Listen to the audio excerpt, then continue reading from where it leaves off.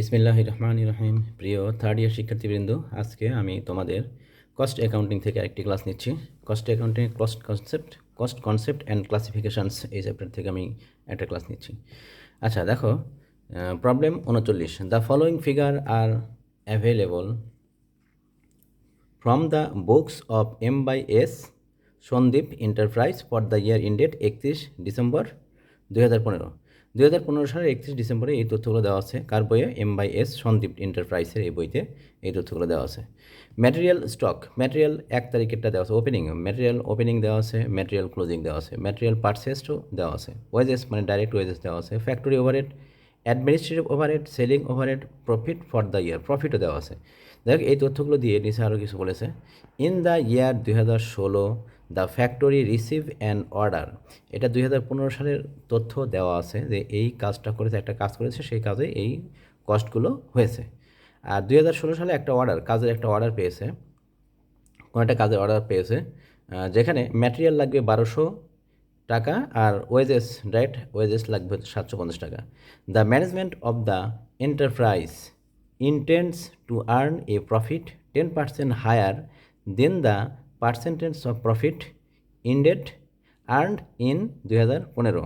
এখানে বলেছে এটা যে ব্যবস্থাপনা চাচ্ছে যে এর আগের বছর মানে 2015 সালে যে পরিমাণ প্রফিট হয়েছিল, যে সেই প্রফিট থেকে 2016 সালে আরও 10% অতিরিক্ত প্রফিট চাচ্ছে, মানে বেশি প্রফিট চাচ্ছে। আচ্ছা, তারপরে এখানে বলছে that and assume that the factory overhead has gone. Factory overhead এর আগের বছরে ছিল 15 সালে যেটা ছিল এটা বৃদ্ধি হ্যাজ গন আপ বাই 15%, মানে ফ্যাক্টরি ওভারহেড এর আগের বছরে যেটা ছিল 2016 সালে এসে 15% বৃদ্ধি পাবে। Selling and administrative overhead has gone down মানে কমে দেওয়া। Selling and administrative overhead has gone down কমে যাবে বাই 20% ইন 2016, মানে 2015 সালে যেটা ছিল 2016 সালে এসে ফ্যাক্টরি কি সেলিং আর অ্যাডমিনিস্ট্রেটিভ ওভারহেডটা 20% কমে যাবে। Further assume that factory overhead is recovered as a percentage of wages, মানে ফ্যাক্টরি ওভারহেডটা করতে হবে আমাদের ওয়েজেসের উপর, মানে পার্সেন্টেজটা করতে হবে কার উপর? ডাইরেক্ট ওয়েজেসের উপর। আর selling and administrative overhead as a percentage of works cost, এটা আবার ওয়ার্ক কস্টের উপর করতে হবে। আমরা জানি এটা যে ফ্যাক্টরি ওভারটা সবসময় ডাইরেক্ট ওয়েজেসের উপর নির্ণয় করতে হয়। আর সেলিং মানে অপারেটিং কস্টের মধ্যে যে কস্টগুলো থাকবে সেই অপারেটিং কস্টগুলো করতে হয় কার উপর? ওয়ার্ক কস্টের উপর করতে হয়। এখন এই তথ্যগুলো দিয়ে আমাদের বলেছে কি prepare a cost sheet for 2015, মানে 2015 সাল বলতে এইখানে যে আগে যে তথ্য আছে এই তথ্যগুলো নিয়ে একটা নর্মাল কস্ট শিট আমরা তৈরি করবো। আর 2 নম্বর রিকোয়ারমেন্টে বলছে ascertain the sales price of the job order received in 2016। একটা কাজের অর্ডার পেয়েছে, সেই কাজের অর্ডারটা পেয়েছে কিন্তু 2016 সালে। যে 2016 সালের কাজের জন্য একটা ওই কাজের জন্য সেলস প্রাইসটা কত হবে সেই সেলসটা বের করো। প্রথমটা হচ্ছে নর্মাল কস্ট শিট আর দ্বিতীয়টা হচ্ছে আমাদের টেন্ডার কস্ট শিট করতে হবে। এখন দেখো অঙ্কটা আমি করে দিচ্ছি, খেয়াল করার সময়।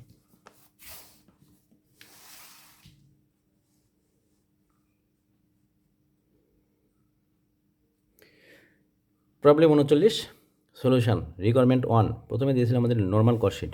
প্রথমে আসবে এটা M/S সন্দীপ এন্টারপ্রাইজ, প্রতিষ্ঠানের নাম লিখতে হবে। Cost sheet for the year ended 31 December 2015, এটা ছিল 2015 সালে।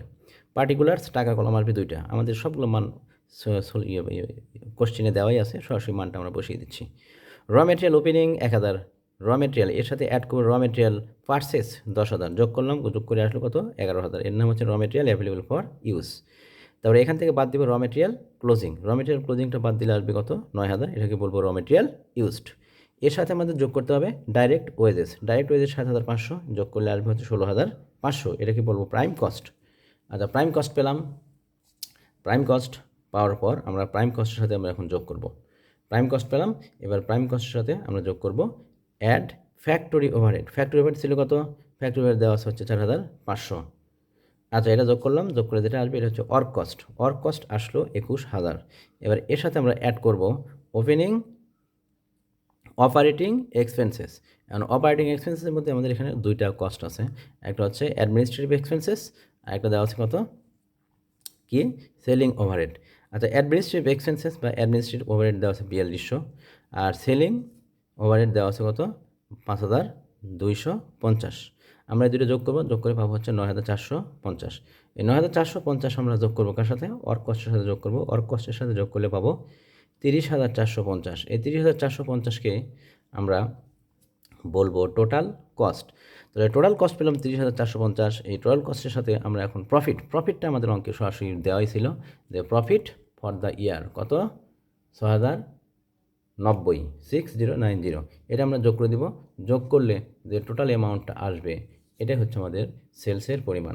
তাহলে সেলস আসলো কত? 36,540। এটা আমাদের নর্মাল কস্ট শিট 1 নম্বর রিকোয়ারমেন্ট শেষ। এবার আমাদের 2 নম্বর রিকোয়ারমেন্টটা করতে হচ্ছে। এখন 2 নম্বর রিকোয়ারমেন্ট করতে হলে আমাদের বেশ কয়েকটা ওয়ার্কিং করে নিতে হবে। 1 নম্বর ওয়ার্কিং সেটা হচ্ছে আমাদের ফ্যাক্টরি ওভারহেডের পার্সেন্টটা বের করতে হবে। কার উপর? ডাইরেক্ট ওয়েজেসের উপর। আচ্ছা, ডাইরেক্ট ওয়েজেসের উপর আমরা ফ্যাক্টরি ওভারহেডের পার্সেন্ট নির্ণয় করবো। আগের কস্ট শিট যেটা নির্ণয় করলাম, এই কস্ট শিট থেকে যে মানগুলো পেয়েছি এই মানগুলো ব্যবহার করে আমরা ফ্যাক্টরি ওভারহেড রেট বের করবো। ফ্যাক্টরি ওভারহেড রেটটা বের করবো কার উপর? ডাইরেক্ট ওয়েজেসের উপর। আর তারপর এটা আবার ইনক্রিজ ডিক্রিজ আছে, এগুলো আমরা বের করে নিচ্ছি এখন। দেখো সবাই খেয়াল করো। Working 1, percentage of factory overhead on direct wages. Factory overhead by direct wages. Factory overhead আমাদের এর আগের ইয়েতে পেয়েছি 4,500 ছিল, আর ডাইরেক্ট ওয়েজেস ছিল 7,500। ডাইরেক্ট ওয়েজেস ছিল 7,500 আর ডাইরেক্ট আর ফ্যাক্টরি ওভারহেড ছিল 4,500 ইন্টু কত? 100। ক্যালকুলেশন করলাম, এখান থেকে 60% পেয়ে গেলাম। তো মানে আগের কস্ট শিট অনুযায়ী ফ্যাক্টরি ওভারহেড ডাইরেক্ট ওয়েজের কত পার্সেন্ট? 60%। এখন আমাদের প্রশ্নে বলে দিয়েছে এটা ইনক্রিজ হয়েছে 2016 সালে, এটা 15% ইনক্রিজ হয়েছে। তাহলে percentage increased of factory overhead কত? 60 প্লাস 60-এর 15%।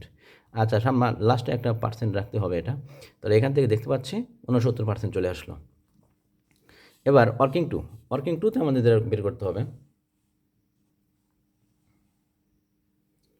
ওয়ার্কিং 2, আচ্ছা ওয়ার্কিং 2তে আমাদের বের করতে বলে আমাদের নির্ণয় করতে হবে আর কি। Percentage of administrative overhead on work cost. এখানে আসবে administrative overhead by work cost into 100। মানে আমরা এখন অ্যাডমিনিস্ট্রেটিভ ওভারহেড ওয়ার্ক কস্টের কত পার্সেন্ট এটা আমরা বের করে নিচ্ছি। তো সূত্র প্রয়োগ করলাম, তারপরে আমাদের মানটা দিয়ে দিলাম। আগের কস্ট শিটে আমরা পেয়েছি 4200 ছিল অ্যাডমিনিস্ট্রেটিভ ওভারহেড, আর ওয়ার্ক কস্ট পেয়েছি কত? 21,000 ইন্টু কত? 100। এখান থেকে পেয়ে গেলাম কত? 20%। এখন বলে দিয়েছে এখানে অ্যাডমিনিস্ট্রেটিভ ওভারহেডটা ডিক্রিজ হয়েছে। তাহলে ডিক্রিজড অফ অ্যাডমিনিস্ট্রেটিভ ওভারহেড কত পার্সেন্ট ডিক্রিজ হয়েছে? 20%। তা আগে ছিল 20, তাহলে 20 মাইনাস 20 ইন্টু 20% করে এখান থেকে পেলাম কত? 16%। আচ্ছা, 16% পেলাম। এখন আমরা করব percentage of selling overhead on work cost. এবার সেলিং ওভারহেড অন ওয়ার্ক কস্টের উপর সেলিং ওভারহেডের পার্সেন্টেজটা বের করে নিচ্ছি। তাহলে percentage of selling overhead on work cost, এটার সূত্র হবে এটা, যে সেলিং ওভারহেড ওপরে থাকবে, নিচে আসবে কত? ওয়ার্ক কস্ট ইন্টু কত? 100। এটা সূত্র লিখলাম। এখন আগের কস্ট শিট অনুযায়ী আমরা মানটা বসিয়ে দিচ্ছি। আগের কস্ট শিটে মান পেয়েছিলাম কত? 5,250 সেলিং ওভারহেড মান ছিল এটা। এটা প্রশ্নে উল্লেখ ছিল। আর কস্ট শিট থেকে আমরা পেয়েছি ওয়ার্ক কস্টের পরিমাণ কত? 21,000। তাহলে 5,250 বাই 21,000 ইন্টু কত? 100। এখান থেকে পেয়ে গেলাম কত? 25%। এই 25% পেলাম। এবার এই 25% বলেছিল ডিক্রিজ হয়েছে এটা। পরে 2015 সালে ছিল 25%। 2016 সালে এসে এটা ডিক্রিজ হয়েছে কত পার্সেন্ট? 20%। তাহলে আমরা লিখব percentage decreased of selling overhead কত টাকা? 25 মাইনাস 25-এর 20% করে পেলাম কত? 20%। 25 মাইনাস 5 করে আসলো 20%। এবার percentage of profit on cost. এবার percentage of profit on cost আমাদের এখানে বলেনি কার উপর করতে হবে, তা আমরা কস্টের উপর করতে পারি অথবা সেলসের উপর করতে পারি। যাই হোক, আমরা এখানে কস্টের উপরই করলাম। Percentage of profit on cost, তাহলে profit by total cost into 100। Profit by total cost into 100। আমাদের প্রফিট ছিল অঙ্কে দেওয়াই আছে যে 6,090, আর টোটাল কস্ট কত পেয়েছিলাম? আগের কস্ট শিট অনুযায়ী আমরা টোটাল কস্ট পেয়েছি 30,450 ইন্টু কত? 100 করে 20% পেলাম। এখন এটা বলে দিয়েছে যে প্রফিটটা কত পার্সেন্ট ইনক্রিজ হয়েছে। প্রফিটটা আগের বছরে যা ছিল তার থেকে 10% ইনক্রিজ। ম্যানেজমেন্ট চাচ্ছে যে আগের বছরে যে প্রফিটটা হয়েছিল তার পরের বছরে এসে 10% বেশি প্রফিট করতে চাচ্ছে। তাহলে সেক্ষেত্রে কী হবে? দেখো, percentage increased of profit 20 plus 20 এর 10% ইন্টু কত? আচ্ছা 20 এর 10%, এখান থেকে ক্যালকুলেশন করে আমরা পেলাম কত 22%। তাহলে 2015 সালে প্রফিটের হার ছিল 20%, আর 2016 সালে প্রফিটের হার হবে কত 22%। এখন আমরা লাস্টে টেন্ডার কস্টশিটটা করছি। টেন্ডার কস্টশিট দেখো সবাই, টেন্ডার কস্টশিট প্রথমে আমরা রিকোয়ারমেন্ট টু এটা M/S Sandeep enterprise tender cost sheet for the year ended 31 December 2016। আমাদের টেন্ডার কস্টশিটের জন্য র মেটেরিয়াল ওপেনিং দেওয়াই আছে কত 1200, আর ডাইরেক্ট ওয়েজেস দেওয়া আছে কত 750, দুটো যোগ করলে পেয়ে যাবো কি প্রাইম কস্ট। আচ্ছা প্রাইম কস্ট পেলাম, প্রাইম কস্ট পাওয়ার পর এর সাথে আমরা কী করবো ফ্যাক্টরি ওভারহেড যোগ করবো। অ্যাড ফ্যাক্টরি ওভারহেড, আমাদের শুধু এই দুইটা মান দেওয়া আছে, এই মানগুলো আর দেওয়া থাকবে না, আমরা এখন আগের কস্টশিটের পার্সেন্ট অনুযায়ী এইখান থেকে বাকি মানগুলো বের করে নিব। অ্যাড ফ্যাক্টরি ওভারহেড 750 গুণন 69% আমরা পেয়েছিলাম কি ফ্যাক্টরি ওভারহেডের রেট, কার উপর ডাইরেক্ট ওয়েজেসের উপর, আগের কস্টশিটে পেয়েছি আমরা কত, এটা ছিল 69%। তাহলে 750, এইখানে আমাদের দেখতে পাচ্ছি ডাইরেক্ট ওয়েজেস দেওয়া আছে 750, ডাইরেক্ট ওয়েজেস 750, 750-এর 69% করলে পাবো 518, এটা যোগ করে পাবো ওয়ার্ক কস্ট পাওয়া হয়ে গেছে। এখন আমরা অ্যাডমিন অপারেটিং কস্টমে যাব, অ্যাড অপারেটিং এক্সপেন্সেস। এখন অপারেটিং এক্সপেন্সেসের মধ্যে আমাদের আছে দুইটা, একটা অ্যাডমিনিস্ট্রেটিভ ওভারহেড আর একটা হচ্ছে সেলিং ওভারহেড। আচ্ছা আমরা দেখতে পাচ্ছি যে এখানে অ্যাডমিনিস্ট্রেটিভ ওভারহেডের পরিমাণ কস্ট একটু আগে ওয়ার্কিং করলাম, অ্যাডমিনিস্ট্রেটিভ ওভারহেডের রেটস কত ছিল 16%, এটা কার উপর করতে হবে আমাদের হচ্ছে ওয়ার্ক কস্টের উপর। একটু আগে আমরা ওয়ার্ক কস্ট বের করলাম 2468, ওয়ার্ক কস্টের পরিমাণ কত পেয়েছি 2468 ওয়ার্ক কস্ট। এখন এই 2468-র উপর 16% করবো, করে পেলাম এত টাকা। এবার সেলিং ওভারহেড, এটাও আমরা একটু আগে ওয়ার্কিং করে বের করেছি 20% ছিল, 20%, এই 20%টা কার উপর করবো ওয়ার্ক কস্টের উপর। তো ওয়ার্ক কস্টের উপর করলাম করে 900, 494, এবং 395 প্লাস 494 ধরে যোগ করে আসলে কত 889, এটা হচ্ছে টোটাল অপারেটিং এক্সপেন্সেস। আচ্ছা অপারেটিং এক্সপেন্সেস আমরা এখন যোগ করবো কার সাথে, উপরে যে ওয়ার্ক কস্টটা পেয়েছি এর সাথে যোগ করবো, যোগ করলে যেটা আসবে এটা কি বলবো টোটাল কস্ট। তাহলে টোটাল কস্টের পরিমাণ আসলো 3357। এবার অ্যাড করব প্রফিট, অ্যাড প্রফিট। আচ্ছা প্রফিটের পরিমাণ কত পেয়েছি, আমরা একটু আগে প্রফিটের রেটটা পেয়েছি 22%, 2015 সালে ছিল 20%, আর 2022 সালে এসে হয়েছে কত, 2016 সালে হয়েছে কত 22%। আমরা এখন টোটাল কস্ট ছিল 3357, এই 3357-কে 22% দিয়ে গুণ করে দেবো, গুণ করলে পেয়ে যাবো কত 739, এটার সাথে যোগ করবো, টোটাল কস্টের সাথে যোগ করে দেবো। তাহলে এখান থেকে পাচ্ছি 4096, এই 4096টাকে বলবো আমরা টেন্ডার প্রাইস। আজকে এই পর্যন্তই, সবাই ভালো থাকো, আল্লাহ হাফেজ।